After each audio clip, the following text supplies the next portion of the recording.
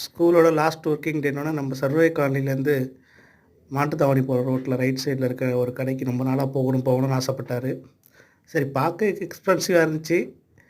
சரி ஒரு டைம் ஆசைப்பட்றான்னு சொல்லிட்டு கூப்பிட்டு போனேன். சீரியஸாக நல்ல ரெஸ்டாரண்ட், செம்மையாக இருந்துச்சு. உள்ளார ஆம்பியன்ஸ் பார்த்திங்கன்னா சோஃபாவெல்லாம் போட்டு நல்லா ஹைஃபையாக இருந்துச்சு. இது எங்கே இருக்குதுன்னு பார்த்திங்கன்னா நம்ம 120 ஃபீட் ரோடு இருக்கு இல்லையா, சர்வே காலனிலேருந்து மாட்டுத்தாவணி போகிற ரோட்டில் இருக்குது. ஹாப்பியாக வந்துட்டோம். பழைய வழக்கம் போல் சேட்டையை ஆரம்பித்தார். ஓகே என்ன ஆர்டர் பண்ணலாம் அப்படி 1000 ரூபா செலவு பண்ணால் தான் ஹாப்பியாக இருக்கீங்க. நம்ம போன பட்ஜெட்டுக்கு ஏற்ற மாதிரி ஒரு பீஸாவை ஆர்டர் பண்ணோம். ரேட்டு பரவாயில்ல. கடையை பார்த்தோன்னா கொஞ்சம் பயந்துட்டு actually to be very honest last ஒரு 4-5 மினிட்ஸ் அவன் கூப்பிட்டுட்டு இருந்தான். சரி உள்ளே போனால் அப்படியே காஃபி ஒரு 4 ரூபா சொல்லுவாங்க, நம்ம தகுதிக்கு அதிகம் நினச்சேன். பட் உள்ளே போய் பார்த்ததுக்கு தான் தெரிஞ்சு ஓகே ஓரளவுக்கு ரீசனபுளாக இருந்துச்சு ரேட்டு. தாராளமாக பீஸா சாப்பிட்லாம். நீங்கள் வந்து ஒரு பீஸா கட்டியோ இல்லை வெளில சாப்பிட்ற பீஸா ரேட்டோட இங்கே கம்மியாக இருக்குது. அது எல்லாமே மீடியம் சாக்லேட்டு, கேக்ஸு எல்லாமே இருக்குது. ஒரு மாதிரி பட்ஜெட் ஃப்ரெண்ட்லியாகவும் சாப்பிட்லாம்.